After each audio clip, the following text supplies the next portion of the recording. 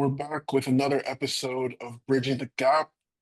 I'm super excited today because I'm joined by someone that I've been a fan of for a minute.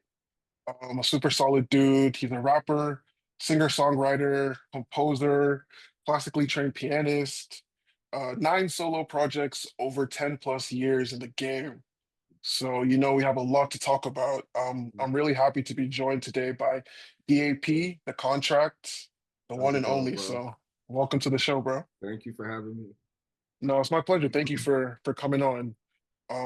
You are the first classically trained musician that I've spoken to, and Yeah, you've been playing piano since the age of 4. yeah, And I'm really curious as to like how that experience just helped shape you as an artist, because I guess most people don't really start in music that young. And yeah, I was wondering, how that sort of built a foundation for your just understanding of music and your sound in general. yeah. It's interesting because I think um, you can look at it in different ways. If some people look at it as a positive thing, as you understand music theory, you kind of know what you're doing. You can be a bit more intentional about what you're doing creatively. But a lot of the best musicians I know can't read a lick of music. They can't read sheet music. They don't know music theory, and they just play off ear and feeling. A lot of church musicians play off that. Just they just feel the music. So it's interesting. I think what the way I've grown to look at it is it's good to know all the rules because then you can intentionally break them. Like you kind of know the parameters that you're supposed to play in. But then getting exposed to all the different kinds of music, all the different genres that I love, taught me like how those rules can be broken and like used creatively.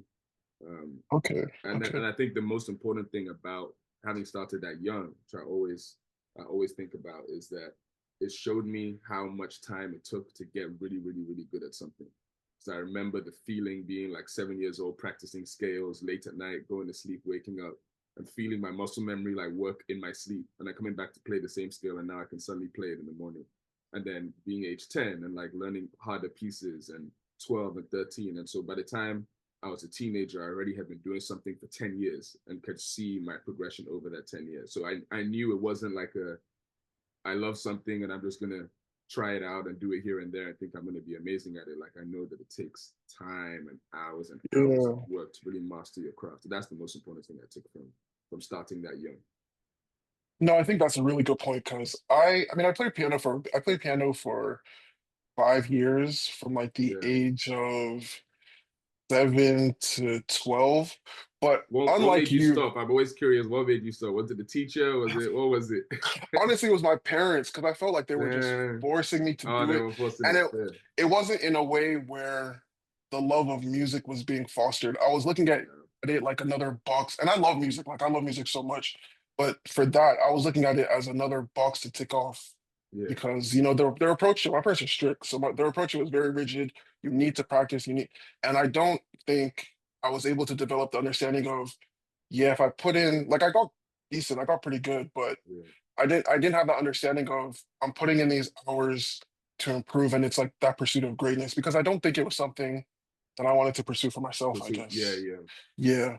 But I mean, you took it further. You went to Berkeley for a bit, Berkeley College of Yeah. Music. Yep. Two How semesters. was how was that? Because I mean, funny enough, one of my favorite movies is Whiplash, Mm-hmm. and I just find it interesting like how intense they portrayed learning music in a really serious academic environment. And I was wondering, I mean, Yeah. I'm hoping it wasn't that crazy, but Yeah, it's you know, interesting. I mean, it's a good follow on from what I was just talking about because that was the first time that I studied jazz piano. So I went okay, for 2 semesters and I was going to major in contemporary writing and production or music production and engineering, depending on which what I felt was going to be more valuable in the broad scheme of things. But I think studying jazz piano, like again, starting to break those rules and like just get outside of the classical train box a little bit. That was really interesting. But it didn't feel strict. I think what it really did was give me more tools and a deeper understanding of what I was doing. Like that the two most valuable classes for me were ear training, because that fine-tuned my ability to sing in tune, strengthen my voice. So we had some vocal training classes as well. But then intro to film scoring was my favorite class okay, because I think the first or second class, we like watched a movie with no sound. and I didn't realize how much of the emotion of a movie comes from the music and the scoring. Like I knew it did some of the work, but I didn't realize how much of the work it was doing. So that was really interesting. I'm a very visual artist. The way I write, the way I like storytelling in my music. So the way I put videos together and everything is all very tied to the music. So that was the most valuable thing. It just gave me new tools to work with. But most of the time, once I was done with my jazz piano classes and whatever assignment I had for the day, I was just cranking out beats the same way I was anyways before and after. So it was it wasn't too strict that it changed my whole way of approaching things, just gave me new tools. Okay, okay. So I also want to talk about you making beats because as you're getting this classical training, I know you're also just diving into the world of music, hip hop, R&B, soul music. So what was that experience like in terms of developing, I guess, your ear, because you're also hearing and understanding music in a different way. So Yeah, how are you listening to this music as you're growing up?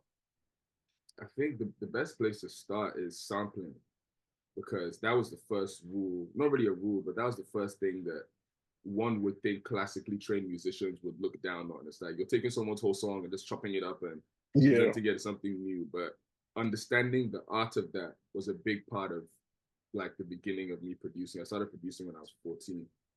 And it was because of hearing things like Shaka Khan, Through the Fire, and Kanye's Through the Wire, and hearing all of College Dropout and just 90s boom bap rap music.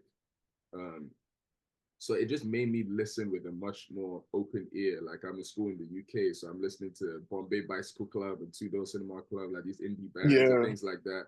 And yeah. then Tyler, the creator of Odd Future, are going crazy. So I'm listening to all of that, like Yonkers and stuff like that. So I had all these different sounds, and it helped me to be open to everything.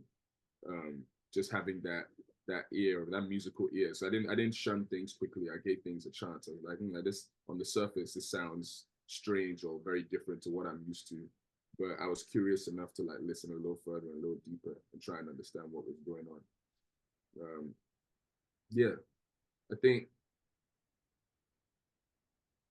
yeah, it's interesting because being classically trained, like I tried to write classical pieces and rap on them. Like I tried everything. Okay. I Yeah, really tried to put everything together, classical and jazz, rap and folk, indie and house, and I just tried to mix all these things together and make something new. But starting to produce was very much like a storytelling thing, a hip hop thing. Um, yeah, and I think my ear just made me like willing to try any and everything that I could. what age did you start producing? I started at 14, so it's like my second or third year in high school. My second year in high school, and I was the pianist.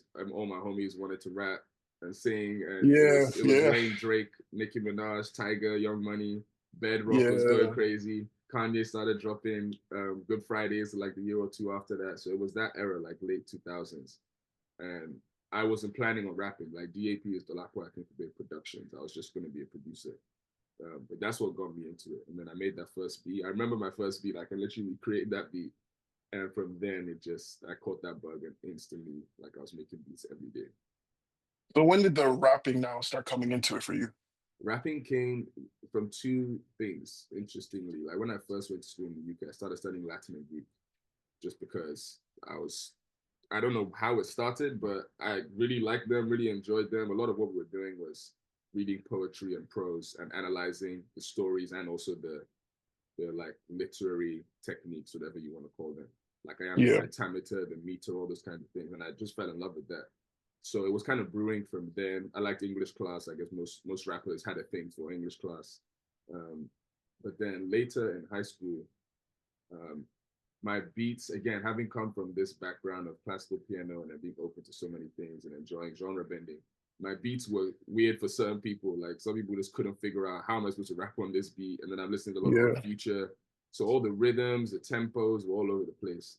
But I always knew exactly what I wanted things to sound like or feel like on one of my beats. So I always felt like I know how to write to this. Like I can explain it to someone, but if they don't really get it, like maybe I just sort of do it myself. And that's why I really started writing. So I needed to do something with all these beats that I had. Um, but then I think it came full circle as I started to write and realizing how much I wanted to say and how many stories I wanted to tell. And it came back to College Dropout and all that storytelling on family business and We Don't Care and Two Roads, all these songs early Yeah, Kanye man. songs. You know, like that's where the storytelling bug caught me, and that's why my music is so personal and very like intricate. There's a lot of information in there. Okay, so I guess it's safe to say, at least in terms of maybe like style a bit, you're patterning yourself after early Kanye. Because I feel For like sure, once people start, they always have someone they kind of pattern, like Kendrick patterned himself after Lil. A lot of people pattern themselves after Lil Wayne, for actually. But sure, yeah. usually you pick, a lot of people pick Hove and they have someone that they kind of, at least sonically inspires them in that way.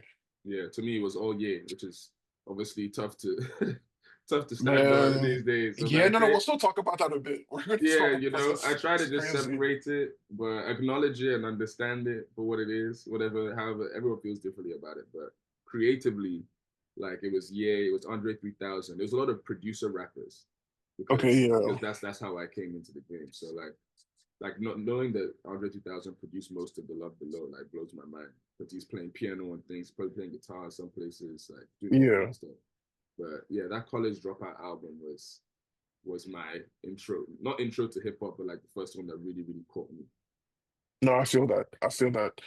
So I guess moving a little further, when did you now realize, okay, this is something I actually want to do and put myself out there as an artist and a vocalist? Yeah, I think I put out my first mixtape the year I graduated from high school. So I graduated in the summer and I dropped it in December. And those studio sessions, like there's a there's a there's like a learning curve with getting used to your voice in the studio. Like the first Yeah. time you record, like a lot of people hate the sound of their own voice, like just Uh, from hearing it back on a selfie video, you know. yeah. So like imagine having Yeah. to like spit songs and so it took some time to like get used to writing like my voice as a writer.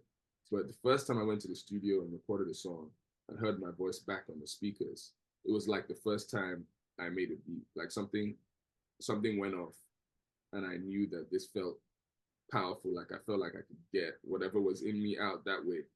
So that from that first tape, I already knew like I was obsessed with this thing the same way I was obsessed with producing. But I think it was probably my first like real album, if I can call my mixtape when I graduated high school a mixtape. And in 2014, I put out a project called Goodbye Forever. And that project was really like brought everything together. I was going through a lot at the time, so it's very emotional. So there's a lot of information, a lot of storytelling. Um, I'd been listening to hip hop for long enough now that I'd explored different kinds of hip hop sounds. Um, I was able to digest things I learned from Berkeley, things I learned from being in school in the UK, and all of those sounds, and it kind of all came together in that project. And that was the most freeing experience. I wasn't thinking about anything. I was in college, so I was going to class, doing my homework quickly, and making beats all day again, same thing as high school. And it was just the most effortless process. Like I wasn't thinking too hard. I wasn't trying to do something. It was just happening. I was just making music every day. But I think Yeah. that project was when I was sure that okay, I want to do this for the rest of my life. Now I just got to figure out with with How school to and do that? education how you get Yeah. how to maneuver the timing and the learning the business and all of that, making sure I knew what I was doing before I jumped into it. You know, as Nigerians, we're cautious in a good way. Like we like to Yeah, for know sure. For what's sure. going on. Like do your research. You know. I guess with that project as well, because you touched on a lot of different genres. Like you even have a straight up blues song on there. Yeah, baby, Um, please come home. yeah, yeah. And I find it very crazy that you're able to synthesize all these different sounds. Like you said, because you have the understanding from all these different areas and backgrounds, whether it's the classical side, it's the hip hop side, or just your understanding of music in general, right? Yeah, And it's really interesting to hear you say that that project was such a freeing and almost effortless experience because after you put it out, right, there's a really positive reception. You got yeah. called the best mixtape of the year by The Source, which is like hollowed Shout out hip the hop source. ground, bro. Shout out to The Source. Yeah, So, what was that like getting the feedback, especially because I'm sure you didn't have the intention of, oh yeah, I need this needs to be in The Source, this needs to be in Complex, this needs to yeah. be in, you're just Not at speaking all. from the heart and putting music out. What was that like? It was very like that moment when you tell yourself you're something or you can do something and keep telling yourself, and then that moment when you realize that it's a weird thing because it's like I always felt this, I always knew that this was possible, but seeing it gives you a different validation. They're like, okay, it almost turns the ante up, like, okay, now I have to really show them, like, now I have to take it even as, 10 Yeah. steps further.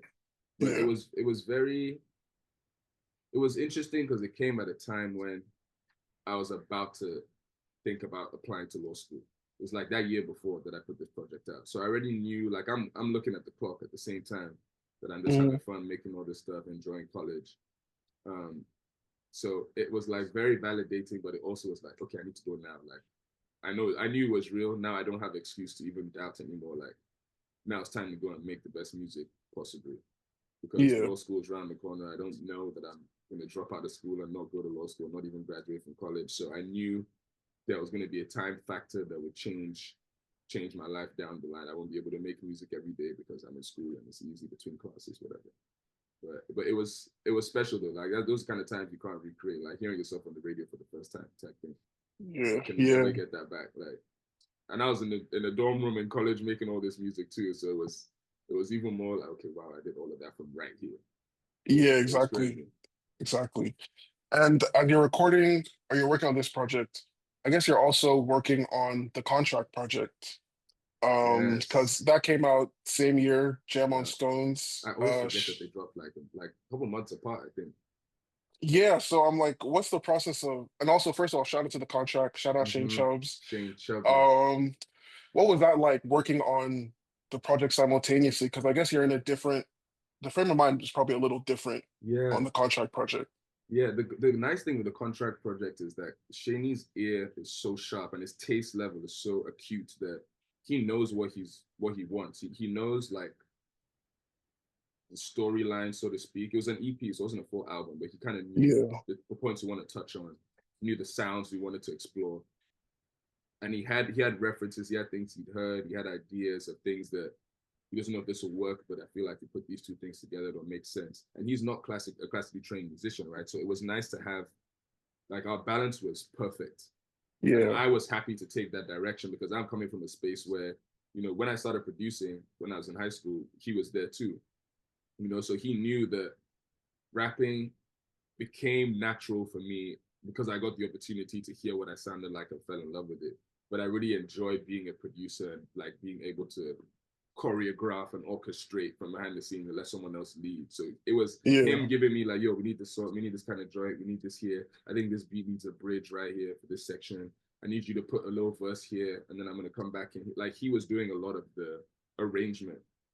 okay, So that okay, felt more instructive. Like you can give me, because they're similar with classical piano. Like you give me the sheet music, I can learn it and play it back to you perfectly. But they tell me to go and create the classical piece. That's a whole different side of your brain almost. yeah, So I was doing both of those at the same time, very separately. Like Shinny's giving me pointers. I'm coming up with my own ideas too. But he's kind of orchestrating this vision.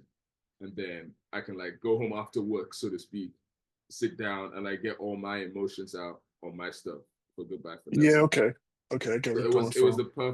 the perfect balance. And also I'm now in college in the US, Shane's still in the UK.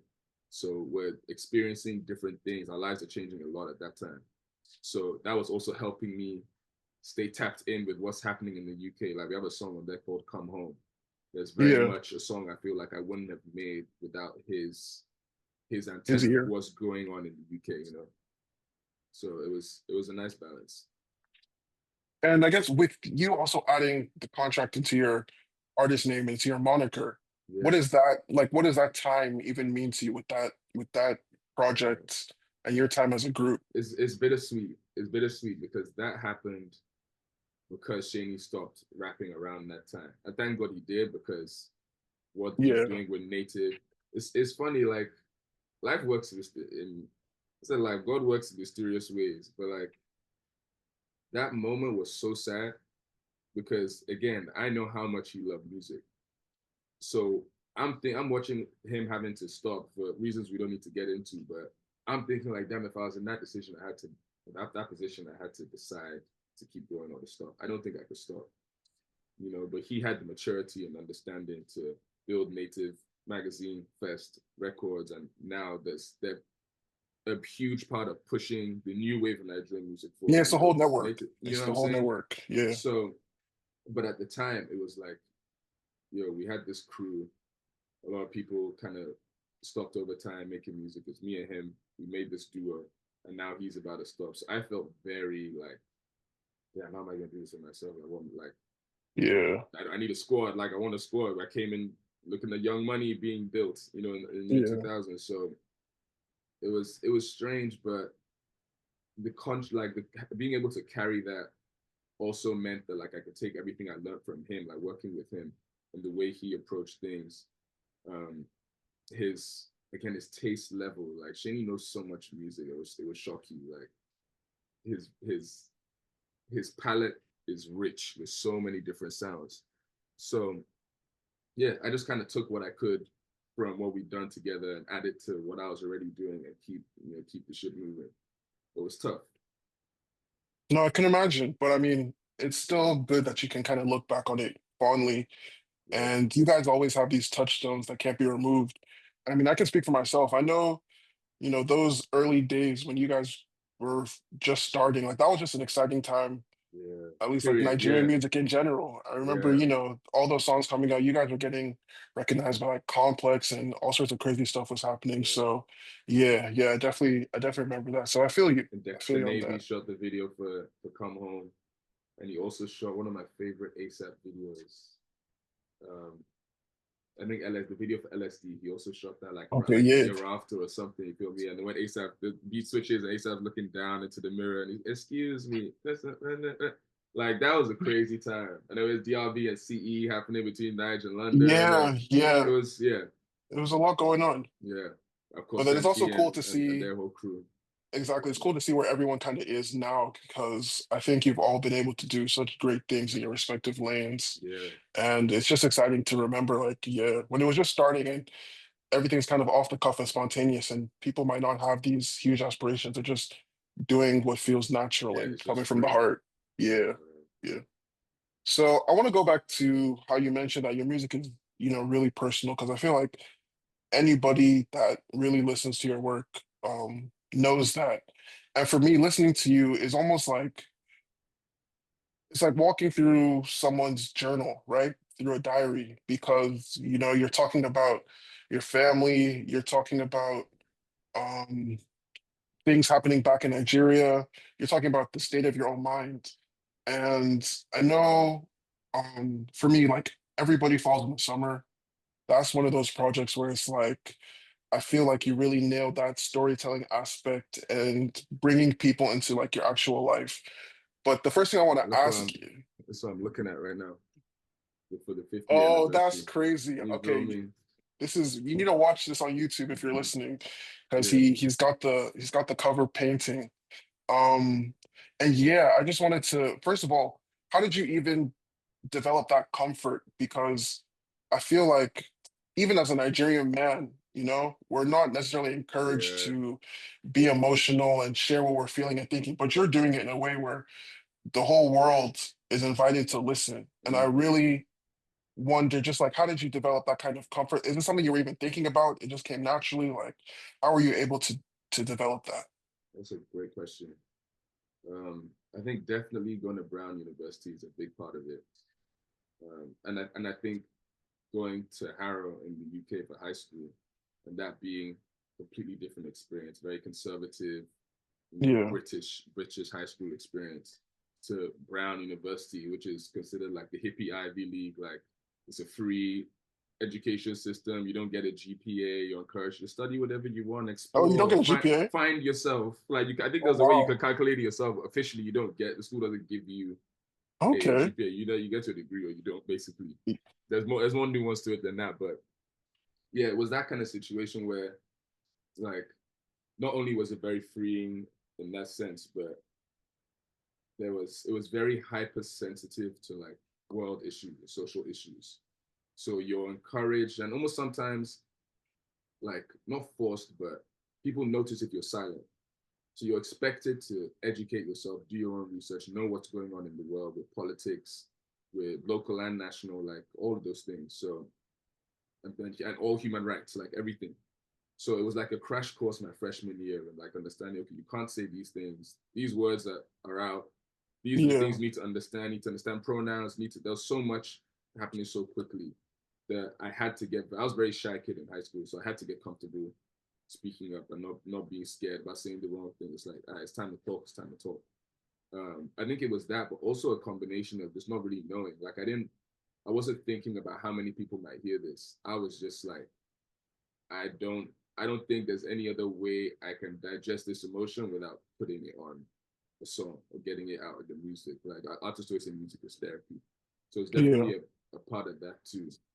And also, I just think like there's different ways to approach music. A lot of people make music for escapism, which I'm very much understanding now because the way the world is looking, like I'm like, oh, man, I've talk, tired. Like I Yeah. just want to have some fun. So I get it. Yeah. But the other side of that is how important music is, like how much of our lives it occupies.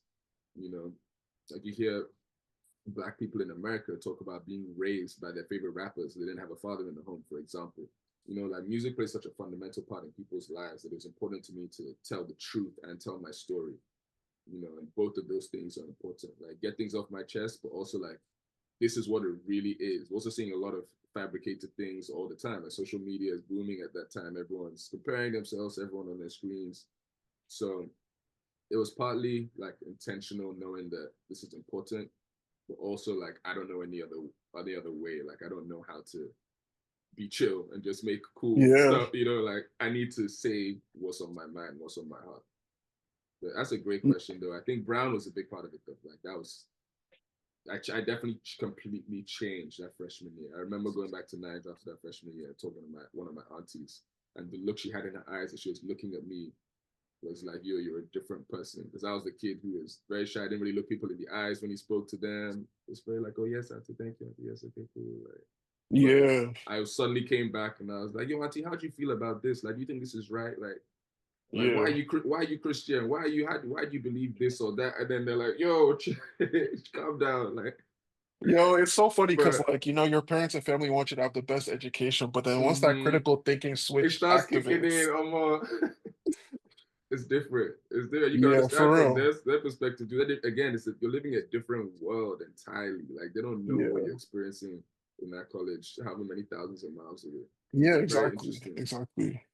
No, that's really cool. And it's interesting because I think a lot of people have that similar experience where, especially university, like it's just the time where you start to really develop and blossom as a human being. Yeah. And I think for me, for example, like going, because I went to school in Birmingham and just Mm, being away from my family for the first time, being in a home, like I never even visited the city before I went to the school. Like my first time going there was my first weekend. And it was just a whole new experience because that's really where I was able to understand, like, oh, okay, like these are the things I like as a person. This is how I interact mm, with people. This is how I function in these types of spaces. And then also being in just completely new environments and trying to figure it out. And I'm grateful for people like you who are able to do it through music because I'm someone where listening to music is just very therapeutic. And when I'm listening to people whose music I feel like I can relate to, like you're bringing up things that, of course, you're speaking to things that are happening in my life in a certain way. It really does help. Your processing helps other people process. So I just wanted to like point that out and also say yeah, thank I you appreciate that a lot, for man. putting your thoughts and your feelings and everything out there on the stage and not being afraid to do that. So, I appreciate that. That means a lot. But before you move on, I just want to say like one of the quotes that someone's told me that I'll never forget. So when I put out "Everybody Falls in the Summer," someone texted me and said, "Yo, the song 'Everybody Falls' changed my life," and I feel like you left a piece of yourself in this album, and just know that it's appreciated. And that I didn't really realize what I was doing at the time, but when that person told me that, I was like, wow, like because listening back to the album, I definitely like my heart rate increases no matter how many the yeah, fact that I made it, how yeah, many times I listened to them. I'm like, damn, I really said all of this. This is out there forever, kind of thing. So I yeah, appreciate that. It's appreciated. for sure, for sure. And I kind of want to touch on the fact that you did the 5 year like re-recordings because you did that Yeah. for Goodbye for Everybody never. Falls and Goodbye for Never. Yeah. So like what inspired you to do that? And what was the process like of now going back to that music Oh man, with added years of life experience? Like what was it like to I love to this go back to question. that?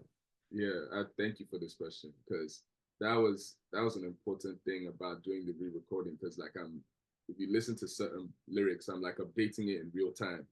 Like some of them, my intention is like, okay, I gotta say, like on "It's All Right" on "Goodbye for Never," for example, I'm talking about the ages in there, so I'm like updating the ages and talking about Yeah. there's a past or future, so it makes sense, where I'm at this junction. Um, but it was so crazy, like doing the 5 year anniversary for "Goodbye for Never." That was probably more of a shift, because when you're younger, like years feel bigger because you've lived less life. So going from Yeah, for 2014 sure. to 2019, I'm like, I feel like a completely different human being. I graduated, moved to New York, went to second year in law school. I had my first summer job where I was earning a real bag so I could even afford to market and Yeah. promote. Like I was really feeling like a whole different human being, like an adult for real. Um, so rapping those lyrics was like, wow, this is some of this feels like I don't feel like this anymore, but I still 100%. I know that I felt like that at that time and it was true. So there's no less conviction in performing the songs. But then other things, it was like, it was like, wow, I still kind of feel like this now, but have a different perspective on it. Wish I could think of an Yeah. example. Like there are I'm just trying to certain remember one because there's um certain there's lines like like tone changes almost like when you initially rapped yeah, things, there's a little more anger almost or fire. And then hearing you 100%. 5 years later, your tone is now a little more wistful, I like could be like reflective. reflective. You Yeah. know what the best way to explain this? Let me just see if I can show you these stickers. This is the best way to explain it, because the 5 year anniversary of Goodbye for Never. Um, this is the artwork. So this is the original artwork for Goodbye for Never. Yeah. I know people can't see this, so to describe it, it's like my head with different themes of the album in my head. So there's a heart, there's an eye, there's scales for a lawyer, there's like a dollar sign, there's time, there's life, there's death, there's these different themes. And then for the 5 year anniversary artwork, this is what we did. So you can Flipped see it. it's like I flipped the head. All those themes are now outside my head, and the only thing that's left is the heart. It's just the love. So and that's Yeah. the perfect like analogy for how I was looking at it. It's like all the pain, all the joy, everything, all those emotions I went through then. Now I can just look at them and appreciate them for what they were. I don't feel the emotions in the same first person way that I was doing when I made the tape. So that's what it is when I do these tapes. And why I do them, like these 5 year anniversary projects, is to just celebrate the work and acknowledge the work. Like some people are fans of artists from their first album and they Hmm. love and respect them, but maybe the later stuff just isn't for them. And then vice versa, some people come along later. But to me, it's a way of those fans of those projects being able to see the progression and be like, damn, this is 5 years ago, this is 10 years ago. I remember where I was when I did that. And look at where he is now. You know, Yeah. I No, like that's that. dope. I like timestamps. And that's always been a thing in my music. Like the way I label my beats by number and date over over the last 15, 20 years has been because I want to be able to look back and like map out this whole course. No, I love that for real. I think it's super cool because again, like you said, it's just interesting you don't get the chance usually to literally hear how your favorite artists have grown within the same song. So it's cool just hearing how you might change an arrangement, how you might switch things up. And it's also pretty unique because I don't know anybody else that releases like you've done it multiple times. I don't know if you have plans to do more, but I think it's Yeah, a very sick I way want to of keep it up. I want to keep it up. Sometimes I miss them. I'm like, damn, time is flying. Like, but man, I I don't caught I even caught blame 5 you. years ago by Forever. I caught 5 years. Everybody falls. But there's EPs and they're like two Yeah. roads EP that had Blue on it. But my first song that really like moved people. That turned 5. Or that turned 10 in January. And I would have Jesus, done a 10 project for that. years? It's crazy. That's crazy because Forever Yours is one of my favorite songs of yours, like all Yeah, time. that was 2017. So that's like 7 or 8 years old. But Blue I had Okay. since 2015. That's wild. I've been That's on that wild, project, man. So I'm gonna definitely try and keep it up. 10. The Okay, next big bet. one for right now is the 10 year for Everybody Falls in the Summer, which is we have time for that. That's gonna be 2020, 2029, 2028. I remember. 2020, 2028. yeah, Yeah, it came out yeah, 2018. yeah. Okay. I guess another part of your just artistic world is collaboration. You do Yeah, quite a few features. You have people on your projects you're working with vocalists. I think you're also working with musicians, other Instrumentalists, musicians, yeah, guitarists, drum instrumentalists. players, keyboard players, yeah. How do you try and like, do you have any process for bringing these people into your world, especially when you're dealing with a lot of personal and yeah, like personal subject matter? Yeah, yeah, that's interesting. Um, I think first of all, it starts with wanting to produce and not really initially wanting to rap. Yeah, So I like producing for other people. Um, but when I started rapping, I became kind of protective over my beats because again, I knew what I wanted to say or what I wanted to be said rather on each beat. So sometimes like it depends the kind of record. Some records are just fun and it's like I just want you to get some bars off, I want you to sing this hook or whatever the case may yeah, be for vocalists at least. Um, but sometimes it's definitely like Everybody Falls, for example. My friend Camaria Woods is on that song. So we wrote that first verse together. And tell me what more could I do to show you I care, show you yeah, go but no, like you don't even know that I love you so like don't dream me no way. Like so we wrote that I wrote that kind of in her voice, but yeah. it's really setting up the story that I'm also telling in the second verse. So that kind of collaborating is really fun where we can really like it's not about me, it's not about you, it's about this product that we're trying to get to. Okay, yeah, you know. yeah, So a lot of the storytelling stuff, like I try and pull people in that way. Like I explain the concept of the song, I explain what I'm trying to say, and they'll draw from their experiences. I also give some of my experiences. That's kind of how we're crafted together. And then instrumentalists, I'm fortunate to have known a lot of them for like almost 10 years now. Like we met in college. Like Summer yeah. Becker plays sax, Brent Brisker plays keys, Pete Enriquez plays guitar. Those will be the three main people that I've consistently worked with. And I'll just play like a fake version on my keyboard, my MIDI keyboard, and then have the concept in my head. I'll sing voice memos, like singing the guitar lines, singing the horn lines, Yeah. whatever. And I'll just go over to their crib, tell them this is what I need, this is kind of what I'm looking for, and we'll record it together. And then I go and arrange and cut and move things however I want it to sound. But I Okay, love that's fire. collaborating. Like music is it's a blessing. You can make music out of a bedroom, but it can be very isolating for a lot of artists. So I think Yeah. that's missing a lot these days, like going to a physical studio and interacting with other musicians and coming up with ideas together instead of emails and stems and all of that. I want to get a little more technical for a second because your writing and rapping style is pretty unique. And if I had to try and like compare you to anybody, it'd be like a Smino or Saba because there's a way Two of my favorites. you almost rap like you're about to fall off the page, if you know what I mean. Like you're able Yeah. to stack words together, but it never feels like there's too many. I don't know how you do it. And shout out to SB, friend of the show, former guest on the Thank you, podcast. SB. He sent me like way Right. back when you guys had done Flew York, he sent me like an early cut to listen to. And I will never forget listening to that track for the first time and hearing your verse. Cause I was like, what the hell is wrong with this guy? Like, how does he do this? Yeah, So I really want schizophrenic or to, something. bro, I just want to know a little bit more about like your actual writing style and how you're able to, how did you develop the flow? Um, yeah, like do you ever find it difficult to put it together? I just want to get a little more into that. Yeah. Um, Thank you, first of all. I'll never forget that session. As he came to New York and recorded that song. Um, yeah, writing. I think it comes from like physical analyzing poetry and prose Okay. from high school. I think because even the way I write beats, I write verses is musical.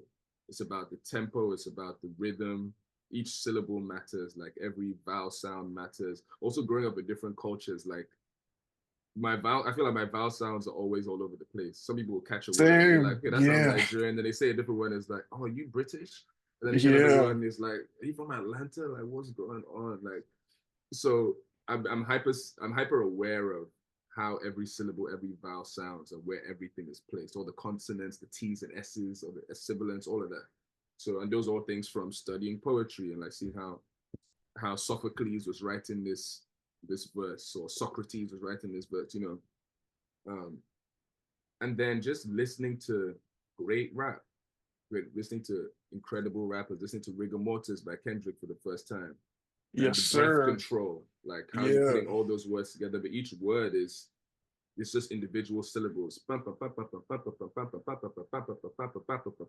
and it's all of that. And like something more technical I learned from people like Smino, like Saba, like Chance the Rapper, and Kanye especially from way back when was like using rapping and singing seamlessly.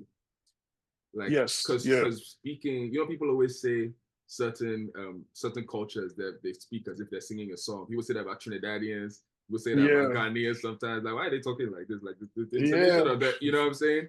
Very So rhythmic, yes. understanding like language and words that deeply, like you're hearing, like something I love doing is like singing in the middle of rap verses, but you don't even realize that I'm singing. It's almost like, oh, he's rapping in tune, or he's Yes. like or singing rap. He's singing a rap verse kind of thing. I think that's that. You know, that's how hip hop and R&B have blended over the last couple of decades too. But yeah, that's something that I try to use a lot, is being able to seamlessly weave in and out of just feeling like I'm just talking to you, and then suddenly being in like full performance mode and then being able to snap in and out of that very quickly. But Yeah, yeah. writing is an interesting process. Like I don't think I've ever had full writer's block, knock on words, but there's, you know, when you're in flow, you know, when something just falls out. Like the second verse, everybody falls again. Like I remember writing that and it just came. You don't need none of this love. You don't need none of this drug. You don't need Yeah. me. I don't need you. You could be free. I could be too.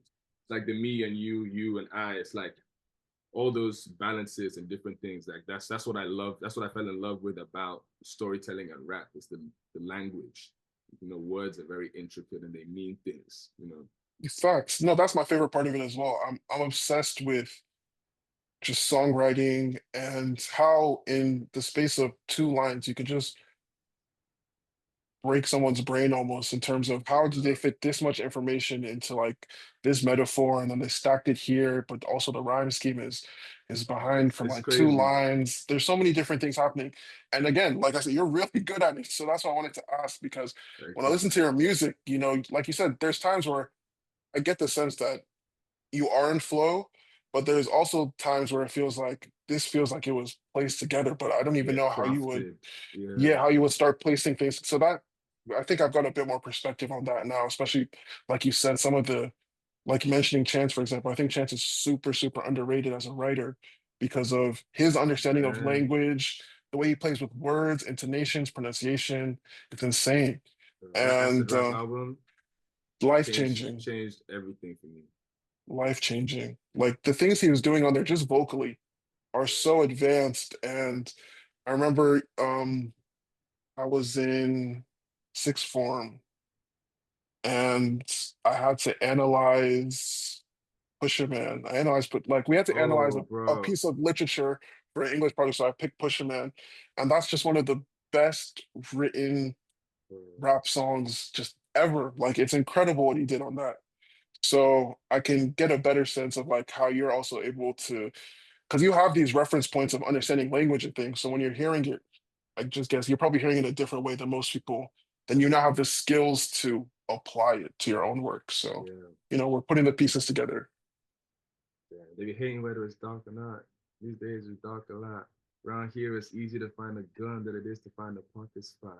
That's what I'm Like saying. Like within two lines, he's already it's painted you you a like whole you just picture. pay. You feel like you just understand so much about him, about Yeah, his city, just in few words. Like yeah. even hooks like everybody's somebody's everything, nobody's nothing at all. That Nobody's might have been a nothing. Yeah, phrase that was already out there, but to put it, to know about it, put it in a song, and then write verses that really speak to that sentiment. Like there's a lot of powerful writing in that for album. sure. And And the That's Love second interlude, verse of that everything. song as well, crazy. Yeah. You know. So yeah, yeah. You get it. You get it. Um, I want to talk about, well, we actually haven't even mentioned it, but you've kind of alluded to it. For those that don't know, DAP is also a lawyer, and he went to law school like a proper trained lawyer, and he's been practicing. You were practicing for, Yeah, 3.5 years. Yeah, and 2022 to 2024. while practicing, you're still making music. And I mean, we talked about this a bit early last year when Yeah, when we linked up. as you and Escod were working together a bit. Shout out to you for hosting us. Thank you for taking good Of care of course, us. of course. And we talked about it a bit, but I would really love for you to just kind of expand because I feel like, especially today, most people need to work as a way of funding their creative endeavors. Absolutely. And I know you kind of spoke to some of like the challenges of it, but if you could just, sort of talk about it here and what that Yeah. experience is like for you.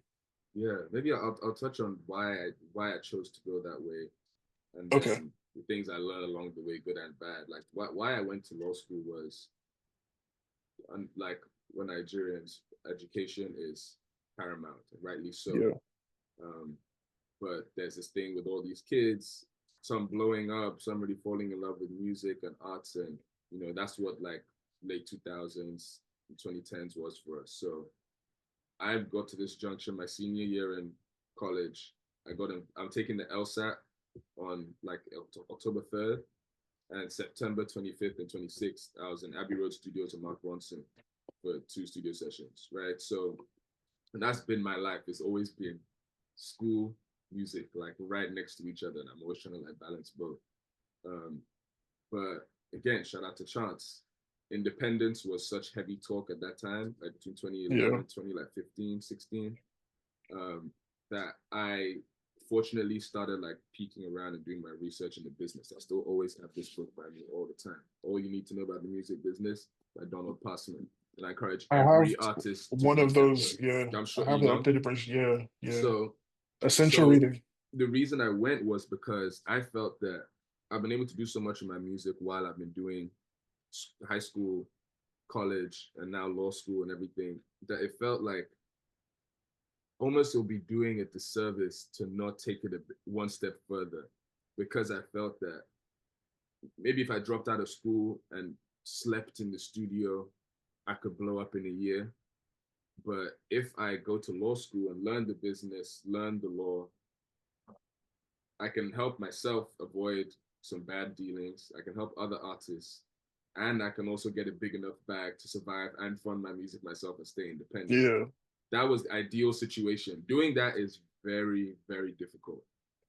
Yeah. And I did some of that, but ultimately, why I left my firm last year was because it became a balance of time. Like, there's only so much you can do with a certain amount of hours. And when you're competing with how many tens of thousands of songs are released every day, is it like 100K now on Spotify a day, something ridiculous? Just on Spotify. Yeah. You know Some what I'm insane saying? number like that. Yeah. And you're realizing these people are living and breathing this every day. They're not doing anything else. It's hard to feel like you can compete in that kind of market, in such an oversaturated market. So being at, like, a big law firm and working those hours maybe wasn't the balance, but I still find, even now that I've been doing music exclusively for a year, having part-time work that I've done here and there has helped to balance things out. Like, that's part of why I was so potent in high school and in college, was being in class, having to focus on this, and then leaving class and snap, I'm over here and I'm working on music.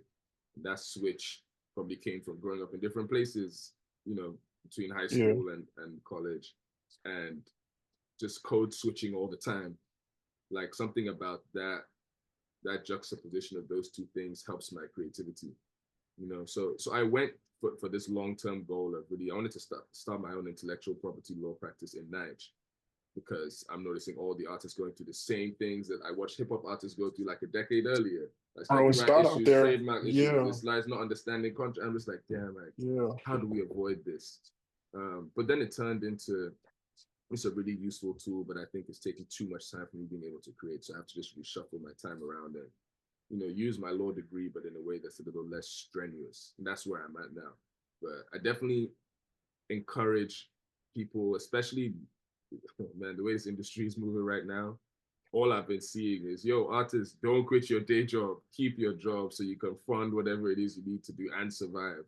And I definitely don't, even though I left my job, I think that is the right message, because it also just gives you more information to work with. It makes you more of a powerful artist if you actually know something about something. That's No, how I I look at it. agree. I agree. It's all about finding that balance, like you said. And it's really hard because you only have a limited amount of hours and energy. Yeah. And outside of just work, or there's still personal stuff and Yes, other the things going family, yes. on. So, I really empathize with artists that are trying to figure it out. And again, I'm happy for you that you're at least in a position where you're able now to give the bulk of your time to music. But I'm also glad that you had the experience of having to juggle and juxtapose both because, Yeah. you know, And you that's you not can easy. speak to it. you can speak to it in a way where if you're talking to another artist now, your advice carries weight because you've already worked on both paths. Yeah. So yeah, Yeah, and those 3 years, aside from like the legal understanding it gave me about entertainment law generally, like it was working hard. Like that's what I feel like school boils down to. It's teaching you life ain't free and it's not easy. Like man, it's juggling not. both of those things. Like Yeah, I put out three EPs and the 5 year anniversary of Goodbye for Never. Probably did like 10, 15, maybe 20 shows in those 3 or 4 years I was working. crazy. Yeah, And that was there were times when I was sending out emails at 8 p.m., missing sound check, rushing to the show and getting on stage at 9:30, and then going back home to finish an assignment at 11 p.m. To like it was there were times that it was crazy. crazy. But Yeah. yeah, I wouldn't change it. No, no, that's good still. That's good. It's always good to have the experience regardless. Okay, now we kind of I wanted to talk about this because I mean you have a song called Heroes and Hey. Heroine. And I really love that song because again it's something I can relate to, even like the artists you're talking about. I mean, I have my own touchstone artists as well, but I think Mm-hmm. everybody does, where it's like, especially as a young person, you really put these people on a pedestal. Um, and in your eyes they can do no wrong. But we get older and we realize that, oh wow, our heroes are regular You went people, they're this right way. fallible, you know. Yeah. So I don't even know where to start with this question, but I let me start with, That's where I think we all start right now. Is that I don't even know where to start, honestly. yeah, because I know for you, of course, Kanye is like one of your biggest inspirations. But I think The the question biggest. I'll keep it broad for now. And do you even have like does the concept of musical heroes, does that still exist for you?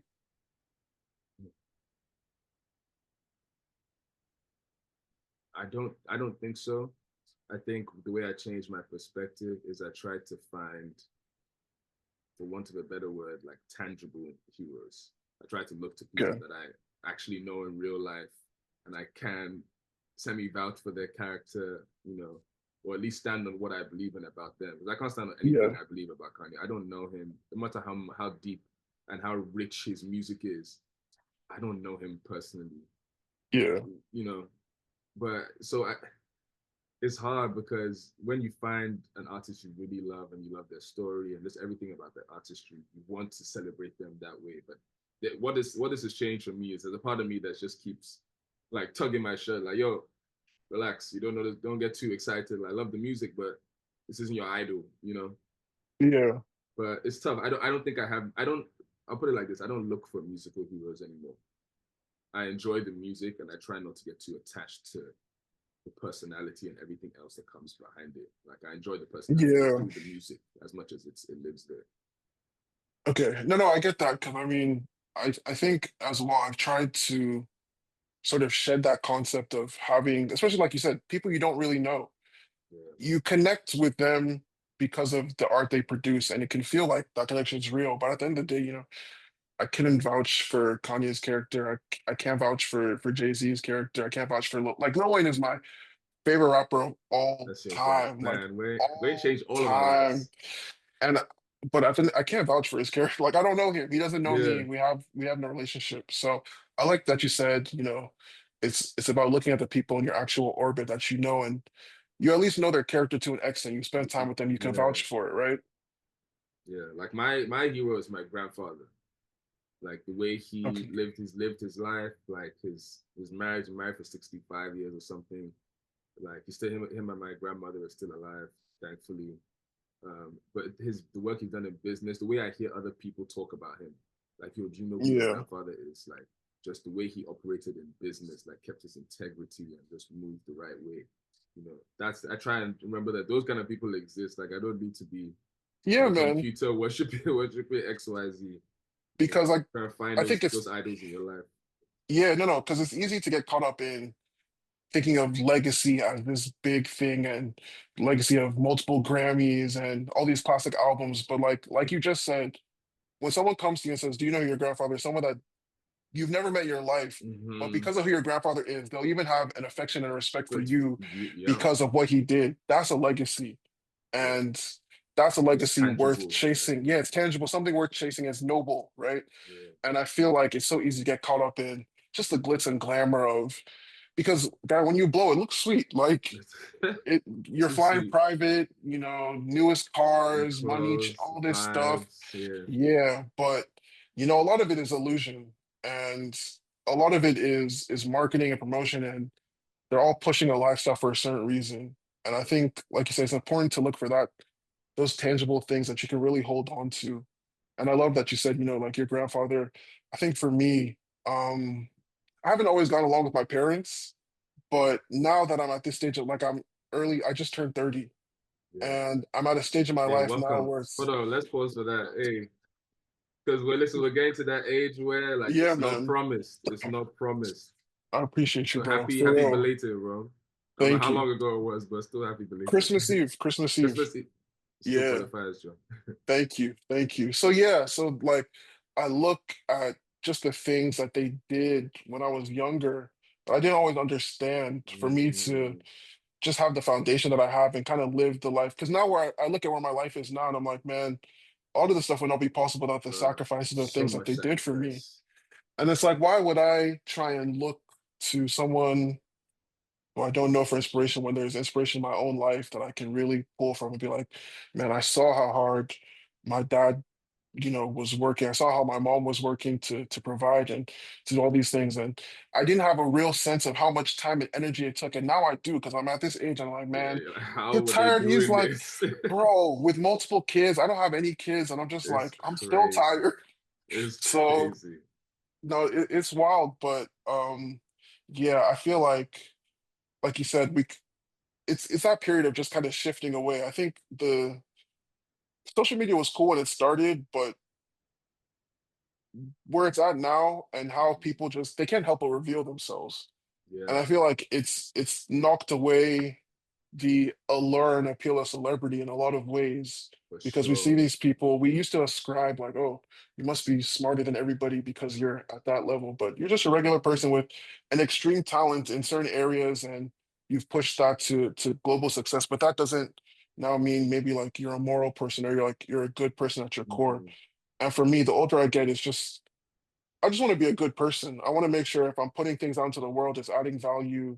And I want to surround myself with people that feel like, kind of that same mentality of just trying to be of good character, generous spirit, things like that. Yeah, So, yeah. it's the most important fundamental thing to me in everything in life. It's just like you have a good heart, like you mean well. That's a Yeah, first, that's a base level before we get into anything, how smart you are, how rich you are, how talented you are. exactly. It's like who are you as a person, Yeah. Yeah. Yeah. So, Heroes and heroine, man. I always think bro, one day, like if I were to meet EA, like what am I gonna how am I gonna explain I don't this song? even, But I stand on it was my truth. And it's not only about him, it's also the important thing about the song. Like he's my favorite. That's why the song yeah. ended up being about him. But if you take me out of it, the song is just speaking about it's heroes and heroine, not heroines. Yeah. It's like it's about fame as a drug, it's about celebrity culture as a drug and what it does to people. That's the overarching theme. I talked about so many artists, living and dead, but who've just been through so much just because they're in this insane limelight. So Yeah. if Yeah. that's the little bit of grace I can give them, like the same way we don't know them personally, man, I know that I can never understand what that life is like. To not be able to go outside, Facts. not be able to take a walk, not flashes paparazzi in your face all day, the confusion, the business. Like it's a lot to deal with. So I don't hold it against anyone as much as I don't take it personally, and I don't, Oh, no, look no, at it as exactly. like as I'm attached to it. Yeah, Something about that level of extreme fame just it has to separate you from reality because you can never live. Imagine you just can't go to the grocery store, like you can never just step out in yeah. public, Like what does that you do to your know. brain? Like what are your thoughts all Exactly. day long? Like scary, scary. Yeah. Yeah. So I ask all of my guests every time to impart some advice for the listeners because, if I'm gonna have all these talented, brilliant people, let's pull some gems out. You've already shared so much. But I want to go back to the conversation on balancing, work and the artistic side, Sure. and Yeah. just any other additional advice maybe that you have to share with people who are in that same situation and just feeling kind of overwhelmed. Um, So many things I want to say. What's important? What do I feel what's important to say right now?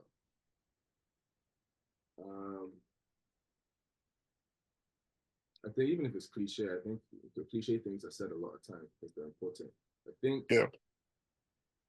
I think finding the love in that journey is one of the most important parts about it because it takes so much resilience. Yeah, to bring it full circle, it goes back to playing the piano from age 4. Looking back when I was 14, like, wow, I really did that. Like, I got grade A piano, I got a music scholarship.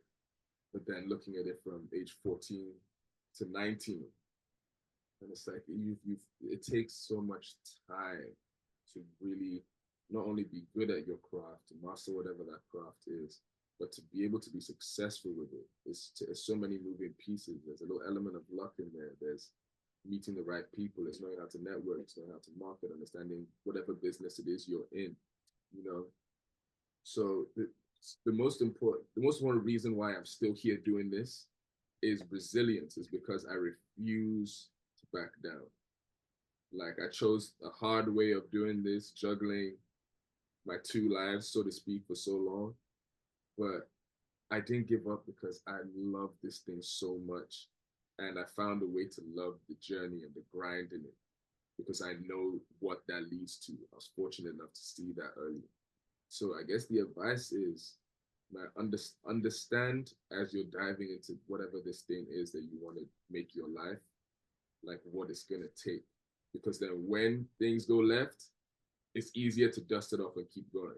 Like things will shock you. There's still things that happen now. Like I've been doing this for how many years, and there's still things that happen that will just shock you. Like you never know what's gonna happen.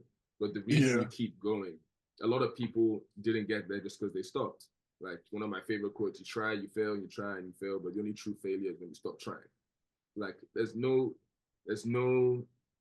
disappointment in trying and failing, but what how you know you really love this thing that you're pursuing is knowing that you get up and try again. You keep trying, you keep trying. So yeah, be smart about it, do your research, but understand that it's gonna take hard work, and hours of hard work. So if that gives you a little bit of fuel on those days and you're like, man, I don't know anymore. Maybe I should just do the thing that was laid out for me, go the easy way.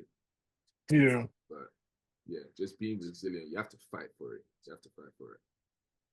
No, that's great advice because I think the only thing that's gonna guarantee that you won't make it is stopping. Yeah, So that's the one guarantee it's that really you won't it's make you it. versus you. Yeah, and it's hard. It's not easy by any means, but again, if anyone's listening to this and you're in the middle of that grind, like, we see you, we know what it feels like, Mm-hmm. and just understand what you're chasing and why you do what you do.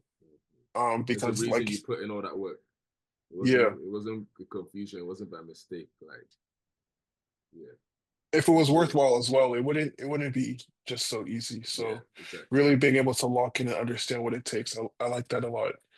Um, Before we go, you mentioned that, we talked about the heaviness and the personal nature of your music, but then you also mentioned that, man, you're at a point where it's like it's time to have some fun. Hey, And I'm trying to be outside. I'm t- and your new songs, that's the vibe it's giving. Yep. There's Faji with Sute, shout out to Sute. Shout out to City. There's LYD with Osa, Outside. and Yep.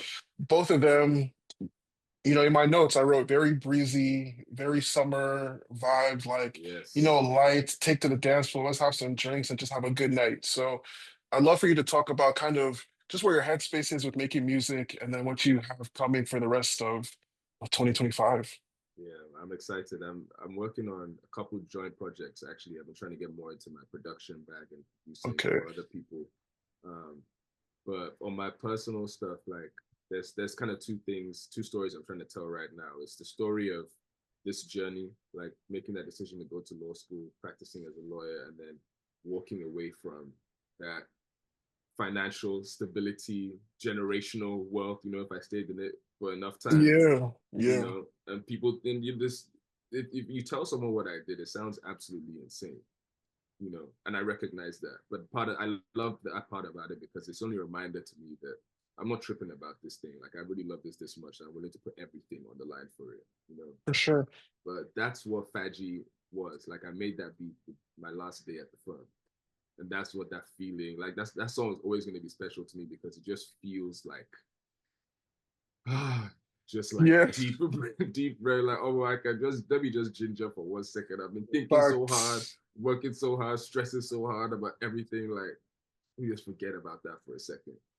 And of course, the balance is always gonna be that I'm gonna have things that I feel like are important to say, like the US and Nige, two places that I spent most of my life looking at what's happening in both places over the last couple of years. Is crazy.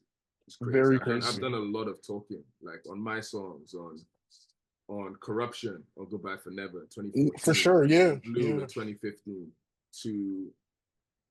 to which like I've always spoke about issue whispers on Everybody Falls 2018. It's always been in there. Love the World 2021. Like I keep going, you know.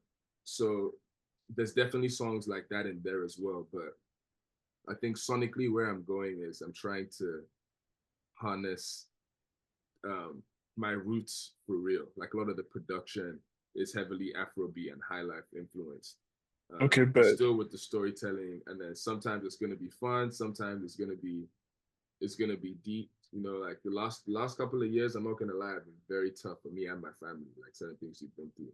So I've been talking a lot about that, and also just in marriage, like things are crazy. So man, what's from bad to next? worse. What's next is some singles, these joint projects hopefully towards the end of the year and top of next year. But my next project is coming from that place.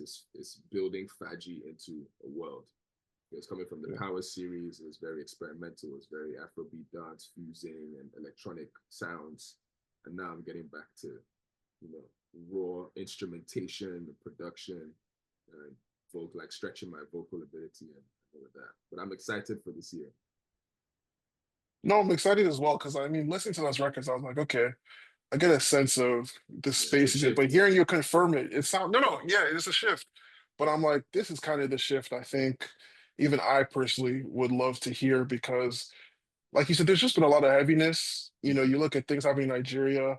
America has been it's been a shit show for Yeah, this year let's especially, and I feel like music as escapism is becoming a theme of the year for me, 100%. where I need to have some music I can just kind of dive into and forget my worries. The weather's starting to warm up. Like this is my favorite Mm-hmm. time of the year. It's like you're outside again. I'm looking forward to being able to see friends and family, and you want songs to kind of soundtrack all these experiences. So I'm Yeah, definitely looking feel forward the to exact same way. Yeah. what you're going to be bringing forth. Thank you, bro. Yeah, I can't wait. I can't wait. So yeah, that brings us to the end of our conversation. Again, thank you for joining me. I don't know if you have any last words. Also, please tell the people where they can find find your music. Also put everything in Yeah, the comments of the show. But yeah, if you can yeah. drop your No, handles first, and stuff. the only thing I need to say is thank you for this. Like, I love those questions. There's so many things in my music that like the power of music is being able to say so much in such a short span of time. Like people write dissertations over 30-minute albums. Yeah, yeah. But you don't often get to really elaborate on things and like unpack all the little gems you left in there that you hope somebody somewhere is scouring through your catalog and is going to find 10 years from now, but like, no way, I never thought about that. So I love conversations like this, and those questions help me like touch on some of those things I always wanted to speak about. But in terms of where people can find me, it's at DAP The Contract, DAP The Contract, on all streaming platforms, all social media. Um, yeah, and look out for new music soon, real Yeah, soon. go stream Go 5G, stream Faji, go stream go stream LYD. LID. Also you just I forgot completely till just now. Need to shout you out for being in the Tiny Desk Oh competition, yes, yes, representing. thank you. Shout out to the Kingsmen. We did So that shout together. They're out. incredible. It's great to just see everything that you've done, everything that you've been doing. And like I said, we're looking forward to what comes next. So thanks for being on the show, and hopefully we can I do another one appreciate of it. these sometime Yes, soon. please. Yes, All please. right. Bless.